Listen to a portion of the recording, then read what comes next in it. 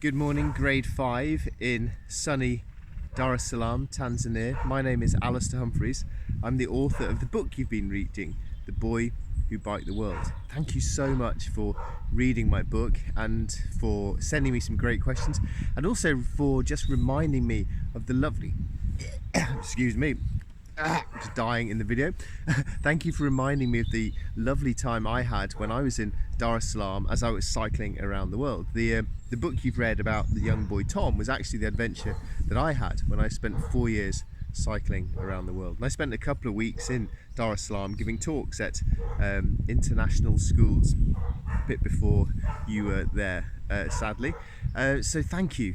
You sent me some great questions. It is a freezing, windy morning in England today, so it's quite different for you guys, I'm imagining. You've asked some great questions. Here we go. What inspired you to write the book? Well, partly, as I just mentioned, I gave lots of talks at international schools while I was cycling around the world. I trained to be a teacher if I was going to get a proper job, and giving talks to hundreds of schools around the world made me just want to tell the story to young people in a book as well.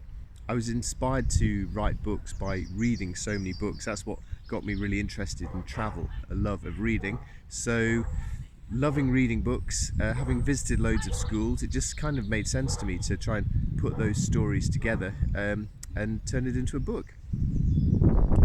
How many explorations have you been on? Gosh. Well, it's hard to say what an exploration is. I mean, just this week we're in a coronavirus lockdown in Britain at the moment, so we can't go very far. But just this week I found just a few kilometres from my house a small little woodland I'd never been to before, and it was exciting to go somewhere I'd never been, even though it was really close to home. So that is an exploration of a sort. But in terms of big adventures, the first massive one I did was spending 4 years cycling around the world. Since then I've walked across India. I wrote a book about that. I walked across the empty quarter desert, pulling a large cart. If you search on YouTube for Into the Empty Quarter, you could watch the film of that trip. I walked through Spain playing my violin. Again, I've done a book and a film on YouTube called My Midsummer Morning, if you want to watch something very silly, very bad violin playing skills. I've rowed across the Atlantic Ocean, so I've done quite a few big adventures. But what excites me is all the little local ones you can find wherever you live. I mean, think of where you guys are living now. It excites me so much to think of the places just within a few miles of your home that I would love to be able to explore. So make the most of exploring close to home. How did you feel about the books you wrote? Wow. Well, before you can put a book out into the world, you have to be happy enough with it to be able to say to the world, here is a book, I've written it and I think it's as good as I can be. So you have to be happy with them when you send them out into the world. But also I think it's natural, or certainly it's for me, to never be that happy, to always think, after I've done a book, think, oh, maybe I should have made it better, oh, maybe I should have made it better. So I never read my books again after I've printed them, in case they're just too embarrassing. But I think at the time you press go, you feel proud of them. How long does it take you to write a book? Roughly, I try and write one book a year. That's my goals. I think I'm up to about 13 books in 14 years. I failed in 2020, coronavirus failed me on that year. But generally it's a book a year. And what that involves is a lot of time sitting, you will know, doing your homework. You spend a lot of time with a blank piece of paper, don't you? Going, I can't do it, it's too hard, And then you make all sorts of excuses to go and have a look in the fridge and have a snack and maybe go and play outside and do a few things. And you go, And eventually at some point you think, right, I've just got to get on with this. And so I get on with it and I sit and I write my book. And when you first write a book, it's rubbish, it's terrible. And that's when the hard work begins of then going through everything you've written and redoing it, editing it, changing it, making it better, making bits shorter, making bits longer, polishing it. And then you spend weeks and weeks checking for spelling mistakes, and yeah, it ends up taking me 1 year a book, which is slower than some authors and quicker than other authors. What age did you get inspired to be an author? Was I like Tom in the book? I wasn't really like Tom, because Tom's quite a brave, adventurous young fellow, and I really wasn't. I was just a really ordinary kid at school. I wasn't the cleverest or the naughtiest or the fastest or the bravest. I was just normal, so completely and utterly normal. So if you looked around your class privately in your head and just thought to yourself, which kid in my class is the least likely to go and spend 4 years cycling around the world? That would have been me. That's very adventurous. But what did inspire me was reading books and reading the stories of crazy adventurers, men and women who'd done mad things, and they just excited me. It made me think, oh, I'm going to sneeze, you ready?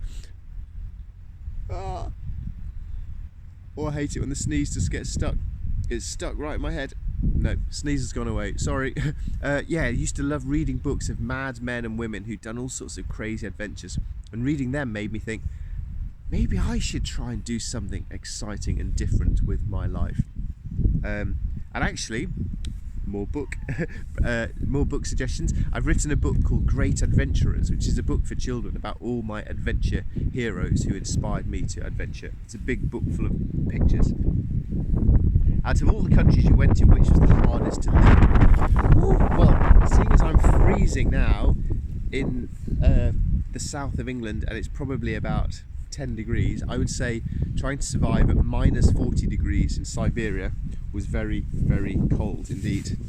I need my special stylish hood. I don't think you need this very often in Tanzania, do you? A big hood like this. Yeah, I'll go for minus 40 degrees in winter in Siberia. That looks stupid. How much time did you take to write the book? 1 year. Did writing remind you of your journeys and experiences and adventure as an adventurer? Yeah, it's amazing when you come to write the book. The first thing I do is I sit down and I go back to my diaries. When I'm on an adventure, I write a diary in my tent every day to help me remember things. Partly for book writing, partly just because you're a bit bored and lonely on your own, and partly so hopefully I'll remember some things when I'm an old man. And even older man. Look how grey my beard's getting. I'm getting an old man. Yeah, so I write my diaries, and then when I start writing a book, the first thing I do is type up the whole diary, and that brings back so many memories of my adventures, which is a wonderful thing, because I also give a lot of talks about adventures, and the problem with those is you end up telling the same 10 stories over and over and over, and seeing the same 20 photographs over and over and over, and that really simplifies the adventures so that you kind of forget all of the details of it. So a book's really good for that. How old were you when you wrote the first book?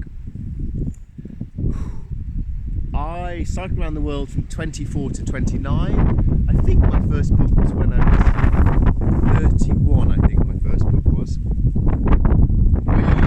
Do you still go on any other journeys? Absolutely. I will hopefully be going on journeys, large or small, forever and ever. It fills me with so much happiness and joy, and teaches me about the world and teaches me about myself. And the world is big. There's a lot still to do. Questions about a writer. Where did you learn to write like this? Well, that's either a compliment or an insult. It's either like, wow, where did you learn to write like this? Or, where did you learn to write like this? Asked by some child who hates the book. I learned to write only by reading. I did English at school, which is really important, but I didn't do it at university. So the way I've learned to write is just by reading. And I think that's the best way you can learn, not only about being a writer, but about pretty much anything else in life. Just read. Why did you decide to write about your adventures in a non-fiction book for children? I've already answered that one really. It was because I gave talks to so many schools and I realised that children enjoyed these stories of adventures, so I thought I'd put them down into a book.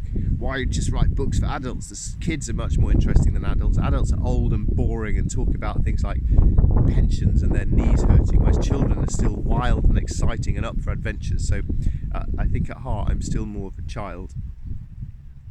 Why did you choose a 10-year-old boy?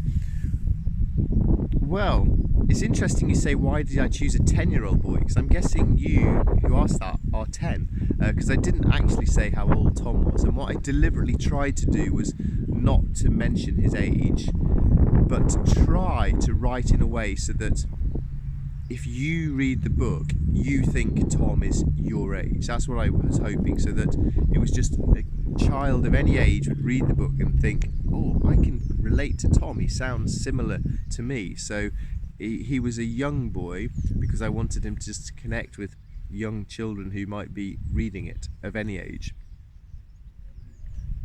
Have you been to Dar es Salaam? Yes! Oh, I spent, about a month cycling through Tanzania. I came in down from Kenya, so camping beneath Kilimanjaro, looking up, and it's amazing to get from your front door in England to suddenly see a famous thing like Kilimanjaro, the beautiful coastline around Dar es Salaam, and then from there I cycled inland towards Malawi, through game parks and the wildlife, and I was also in Tanzania for the Football World Cup, so going to little cafes in the back streets of Dar es Salaam, finding places that were showing the football, which is brilliant. Yeah, really brilliant.